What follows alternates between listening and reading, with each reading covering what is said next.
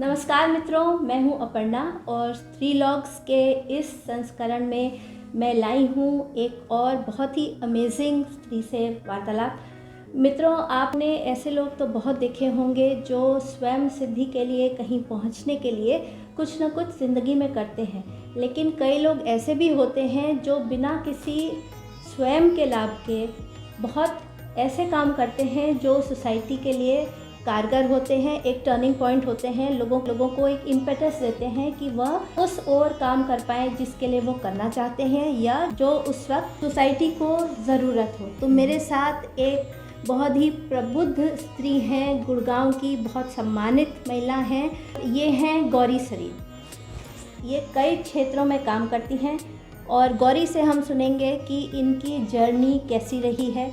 मित्रों, किसी के लिए भी कोई भी जर्नी आसान नहीं होती। हर जना किसी न किसी बात से जूझ रहा होता है अपनी ज़िंदगी में, लेकिन मकसद ये है कि हम एक कलेक्टिव की तरह एक दूसरे की सुने। तो गौरी गुड़गांव में कई सालों से सक्रिय हैं। इन्होंने नागरिकों को जोड़ा कि वह अपनी समस्याओं को खुद से हल करने के लिए सक्षम हो सके। तो गौरी से सबसे पहले हम पूछेंगे कि आप बड़ौदा से हैं और जिस तरीके की व्यक्ति आप अपने आप को समझती हैं इतने सालों में, क्या आपको लगता है आप वही हैं या आप में बहुत बदलाव आए हैं? देखो, बदलाव तो एक ऐसी चीज़ है जो मुझे लगता है ज़िंदगी में ऐसे इतने पड़ाव आते हैं तो उनमें बदलाव का एक सिलसिला है, वो तो चलता ही रहेगा। मेरी लाइफ में बहुत सारे अलग अलग डायरेक्शंस मैंने चुने हैं, लेकिन अगर आप मुझे बोलोगे कि ये मेरे में एक बदलाव के कारण हुआ है, मुझे पता नहीं। लेकिन क्योंकि बदलाव आ रहा है तो मैं इनके साथ चलती जा रही हूँ, एक जैसे मैं बहती जा रही हूँ और मुझे लगता है बदलाव उसके साथ साथ ही होता जा रहा है। बदलाव के लिए हम वेट नहीं करते कि ये बदलाव होगा और फिर आगे जाके कुछ सृजनात्मक काम होगा। मुझे लगता है एक नदी की तरह उस भाव में हम जब चलते हैं तो देखते हैं कि जीवन ही बदलाव है। Change is the only constant. Change is the only constant, आपने जो बिल्कुल ठीक कहा कि अपनी पर्सनल पर्सनालिटी में और अपने सोच विचार में क्या बदलाव आया है, वाकई ही वो एक सोचने की बात है। क्या मैं सच में बदल गई हूँ या परिस्थितियाँ सिर्फ बदली हैं? सच में एक कुछ अंदर मूल होता है जो बिल्कुल अडिग है और वो नहीं बदलता। अगर आप थोड़ा सा अपने आप को पीछे जाके देखें और सब देखें क्या क्या परिस्थितियाँ आई हैं, क्या क्या तुमने जूझा है, किस किस सिचुएशन से आप निकले हैं, तो ये लगता है कि कुछ तो शायद नहीं बदला है। क्या आप मानेंगे कि आपने अपने आप को पा लिया इतने सालों में? पाना भी ऐसा ही एक सिलसिला है जो कभी छूटता है, कभी मिलाप हो जाता है, अपने आप मिलन हो जाता है। मैं नहीं बोलती हूँ कि मैं पूरी मिल गई हूँ अपने आप से, पर मुझे ऐसा लगता है कि एक स्त्री की ज़िंदगी जो ऐसी है कि वो जब हर पड़ाव से निकलती है और आगे आगे बढ़ती है तो वो अंदर का जो मिलन है वो अनिवार्य ही है, उसमें कोई दो राय नहीं है। वो मैं हूँ या कोई और भी स्त्री है, और जर्नी जो है अभी अंतिम मोड़ तक नहीं आई है। मुझे लगता है वो पूरा जो मिलन है वो कुछ तो बाकी है। जिंदगी में कुछ बाकी रहे और हम कुछ और करना चाहें, ये तो इंटरेस्टिंग, तभी तो रोचक होगा। सही में, है ना? सही में। तो क्या आप अभी भी अपने आप से सरप्राइज हो जाती हैं कभी? बहुत बार सरप्राइज हो जाती है और कई बार सृष्टि हमें सरप्राइज करती है। दोनों चीज़ें होती हैं, खुद से भी कई बार अंतर नहीं पता चलता है। कई बार हम सोचते हैं कि हम ये नहीं कर सकते, लेकिन मौका आने पर अपने आप से हमारी प्रतिक्रिया ऐसी होती है कि हम खुद से आश्चर्यचकित रहते हैं कि हमने ये कैसे कर लिया। सच में, और मुझे लगता है ये समय का भी खेल है। कई बार काल ऐसा होता है कि वो प्रतिक्रिया को ऐसे अपने आप होने लग जाती है जैसे कि सारे के सारे सितारे मिल गए हैं वो प्रतिक्रिया को आपके जरिए करवाने के लिए, यू नो। तो गौरी, आप एक कॉर्पोरेट सिटीजन थी, एक फर्म चलाती थी और कई साल पहले आपने उसको बंद कर दिया। उस टाइम एक प्रवाह में थी और वो ये थी कि मैं अपने दिलो जान से कुछ देना चाहती थी हमारे देश को और हमारे समाज को।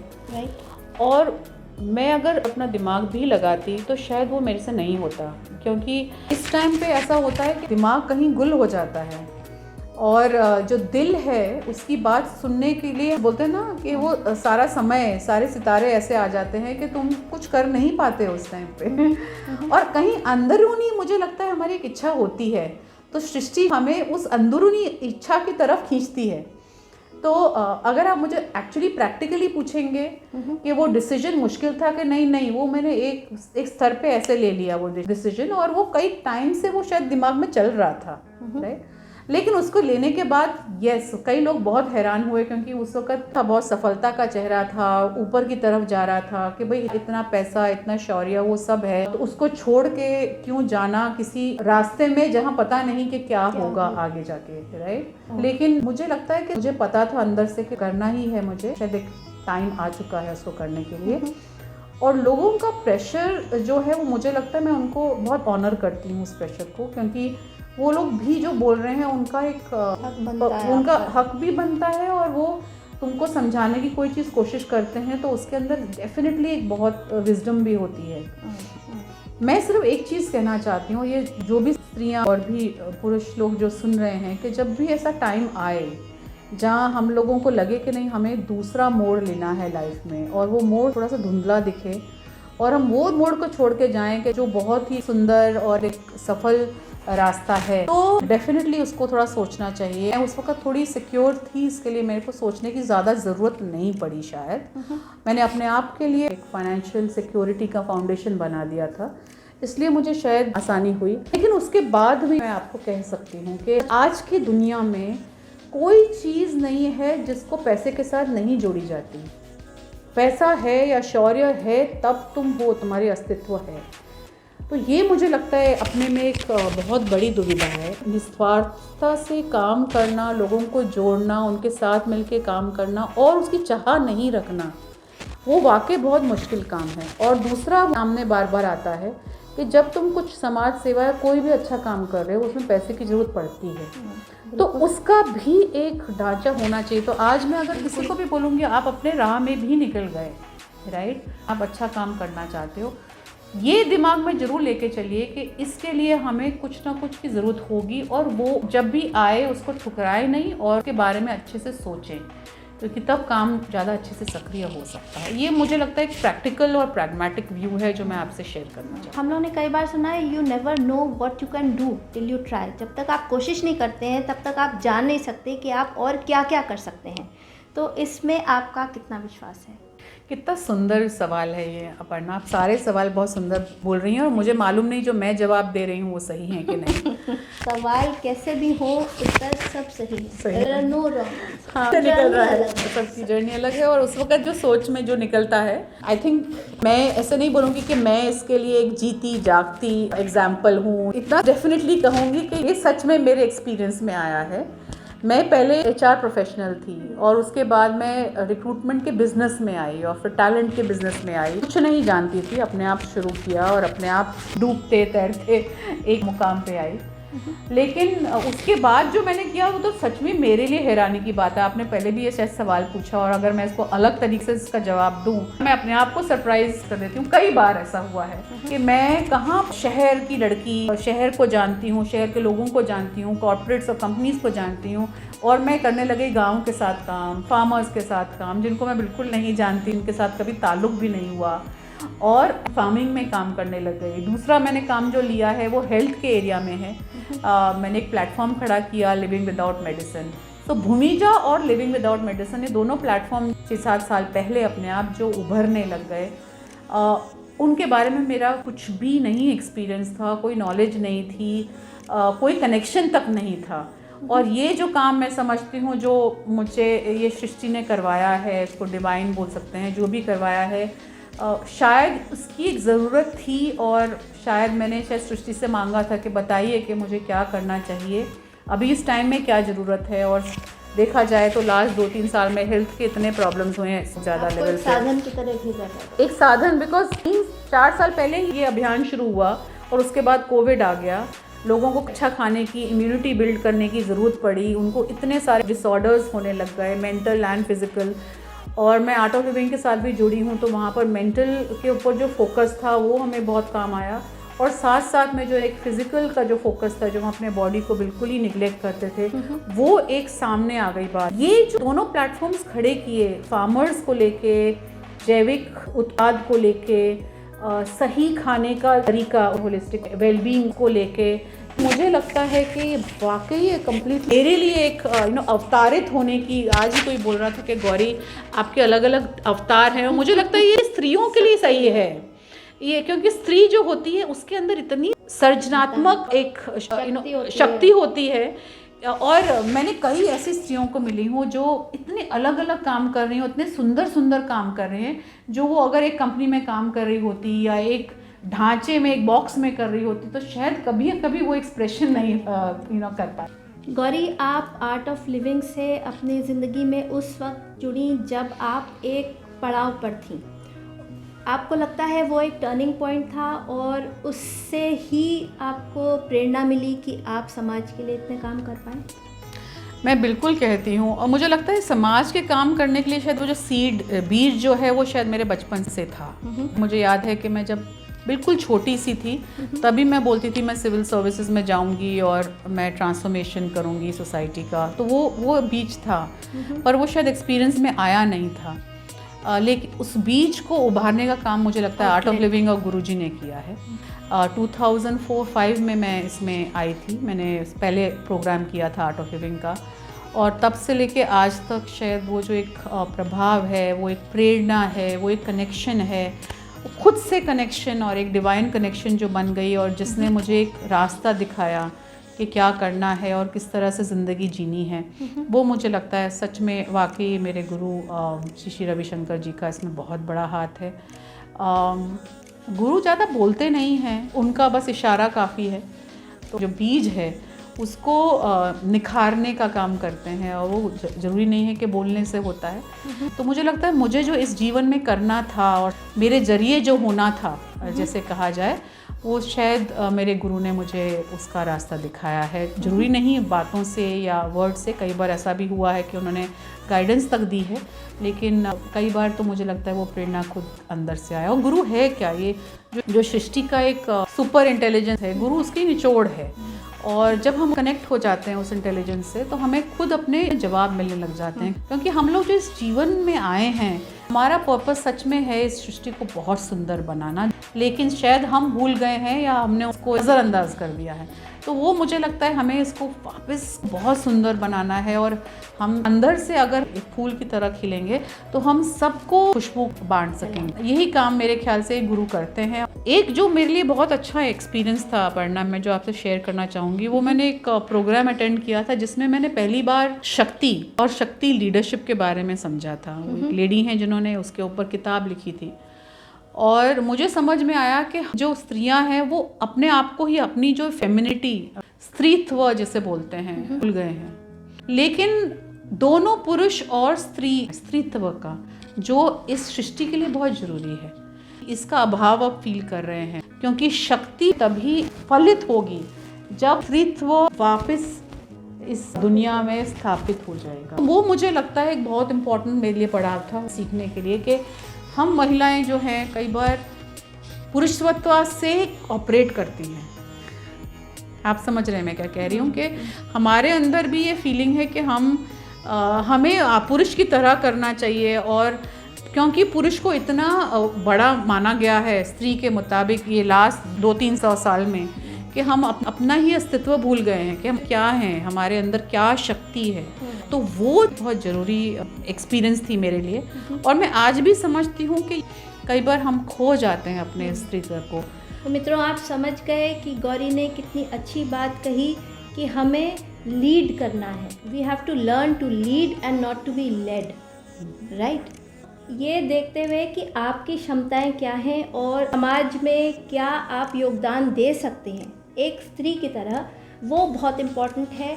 और जो सदियों से हमको बताया गया है कि जो पुरुषों ने किया उस तरह से तुम करो, तो मित्रों वो सही तरीका नहीं है। जो स्त्रियों का तरीका है वो अपने आप में अडिग और अपने आप में बहुत ही शक्तिशाली है। तो अपनी शक्ति खुद समझते हुए रास्ता देखना है, और हमेशा ये नहीं कि कोई हमको बताएगा तभी हम करेंगे। तो हम कभी कभी इंतज़ार करते रहते हैं कि दूसरा हमको बताएगा। कभी स्वयं निर्णय भी लेना होता है, और उसके लिए एक रिस्क भी लेना ज़रूरी होता है। रिस्क लेने से आप ना कतराएं, और आप करके देखें कि आप क्या क्या कर सकती हैं। गौरी, बौद्धिक गुरु के अलावा आप क्या समझती हैं जो हम काम करते हैं या जो हम करना चाहते हैं उसके लिए एक मेंटोर की कितनी आवश्यकता है? उसके बिना भी क्या हम पहुंच सकते हैं?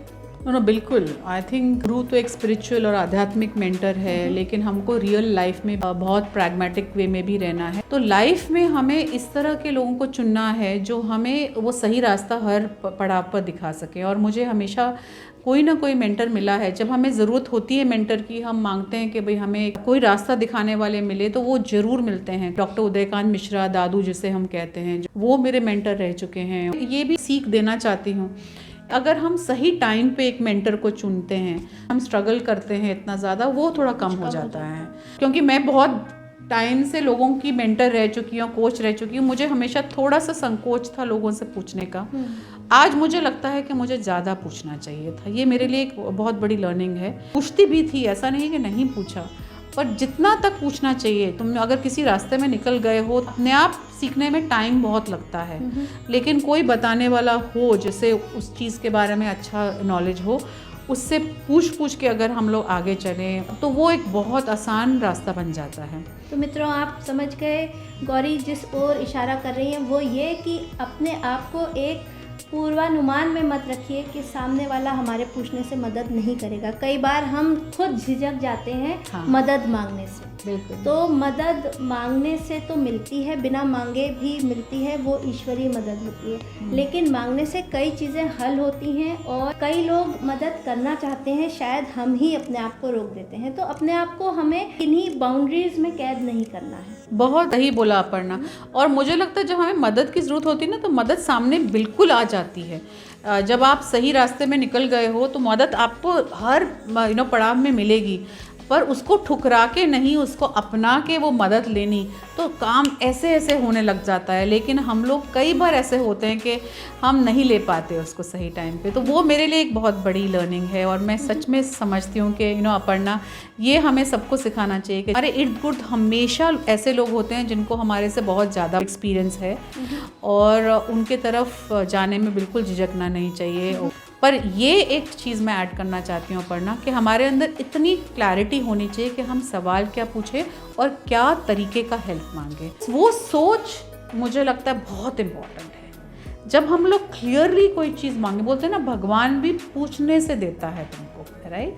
तो कई बार बड़ी स्पष्टता से हम मांगेंगे किसी से कि हमें ये चीज़ समझनी है या ये चीज़ में हमें हेल्प चाहिए, तो वाकई हमारे लिए बहुत आसान हो जाता है। मेंटर्स हमेशा होते हैं बट हमारे अंदर क्लैरिटी नहीं होती। गौरी, आपसे पूछना चाहेंगे कि आप क्या समझती हैं, कोई नेतृत्व करने वाले लोग, नेता, पॉलिटिकल नेता नहीं, नेता क्या पैदाइशी होते हैं या नेता बनाए जाते हैं? और स्त्रियों में नेतृत्व की भावना आपके हिसाब से कितनी है? क्या वो अपने आप को एक नेता की तरह देखती हैं? बहुत अच्छा सवाल पूछा अपर्णा। आप बहुत अच्छे सवाल पूछते हैं, सच में वाकई बहुत अच्छे सवाल पूछते हैं। इसमें मेरा जो पर्सनल एक्सपीरियंस रह चुका है कि जब हम लोग पौधा लगाते हैं ना, तो ज़मीन उसको पूरा तैयार करते हैं। जब वो ज़मीन तैयार हो जाती है, मिट्टी तैयार हो जाती है, तब हम उसमें पौधा लगाते हैं। लीडरशिप भी ऐसा ही है, राइट? लीडरशिप उस बीज की तरह है जो ज़मीन को, मिट्टी को अच्छे से तैयारी की हो, तो एक बीज ही नहीं, वो खूब सारे बीज उस मिट्टी के अंदर उभर सकते हैं। हमारा समाज भी उसी तरह है कि एक बार समाज में एक स्ट्रॉन्ग नींव बन गई, लोगों ने बहुत एक दूसरे से जुड़ के काम करने का ठाना है। जब ये ज़मीन तैयार हो जाती है तो वो बीज अपने आप बहुत उभरने लगते हैं।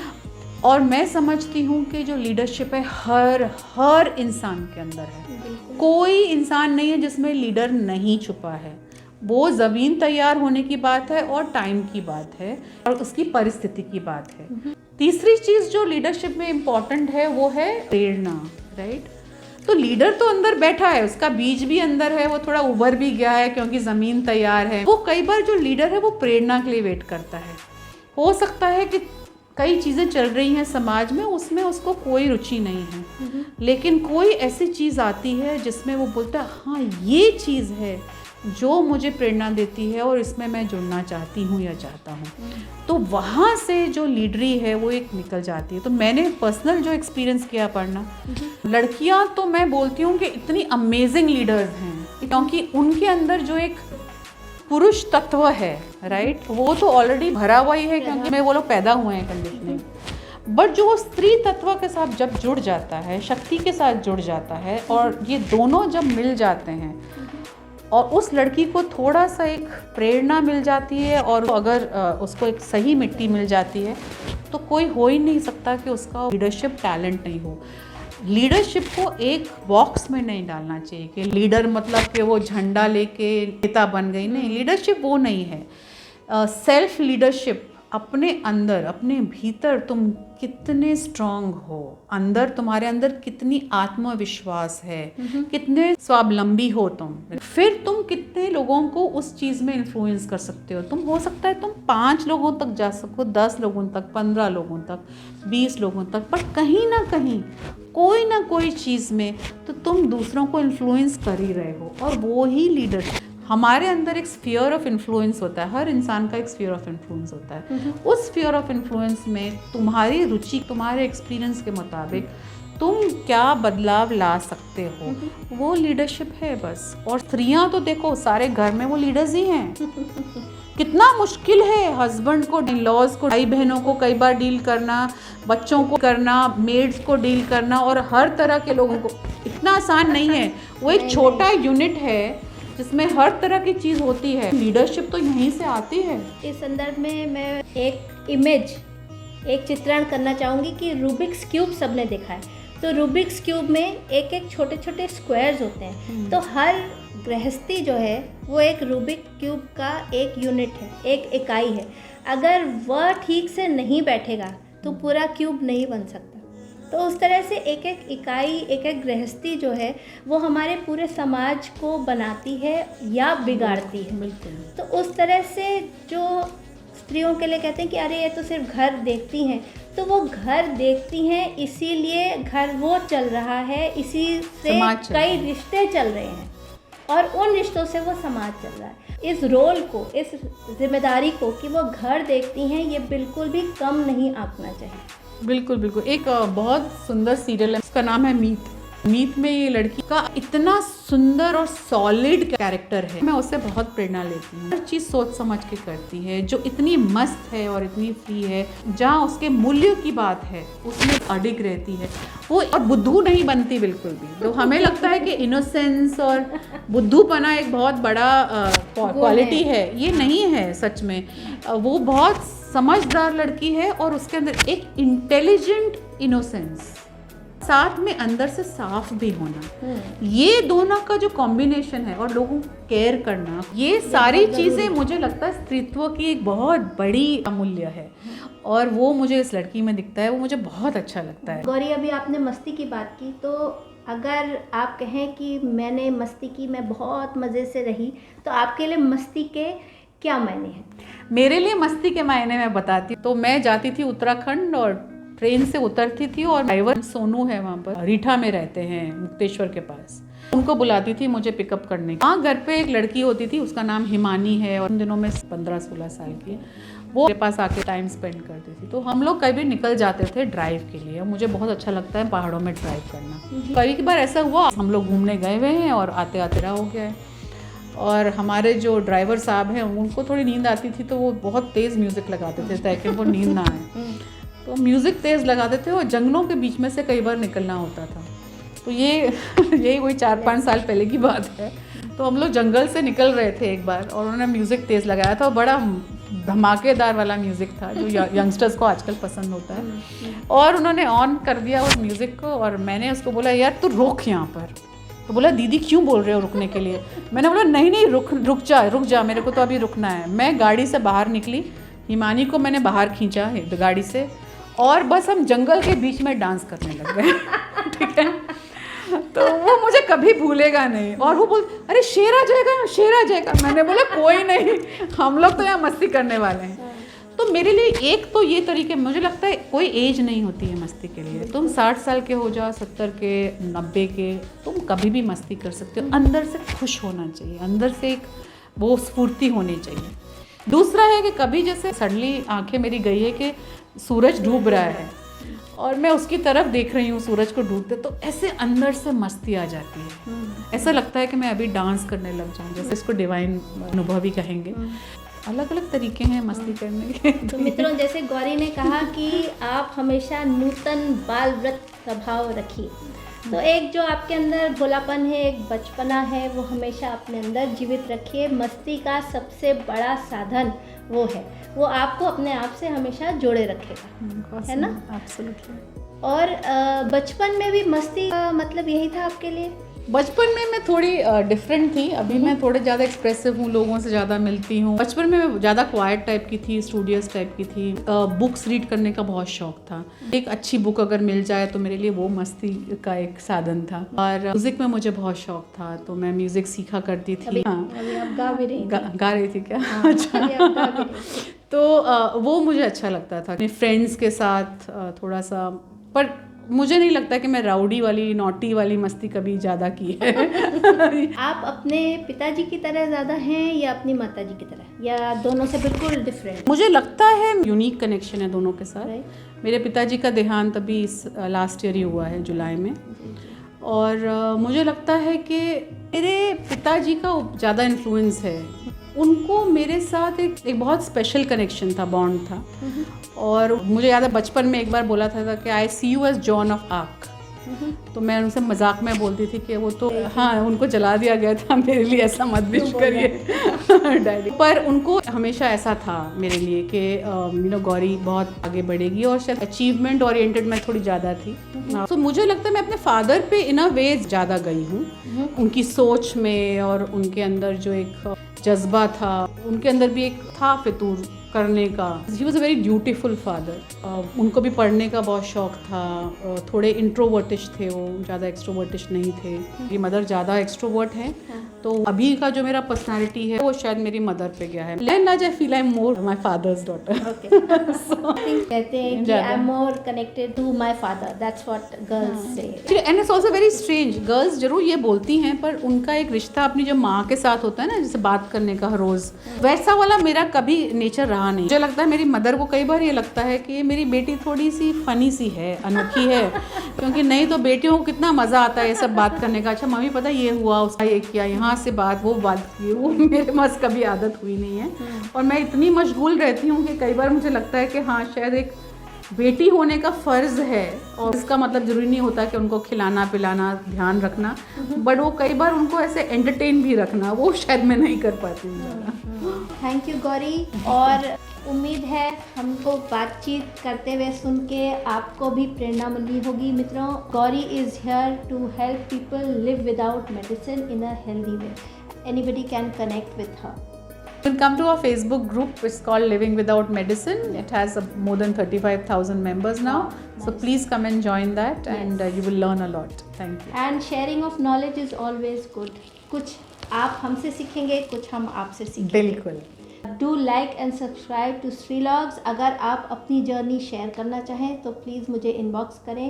Thank you so much and keep safe. Bye bye.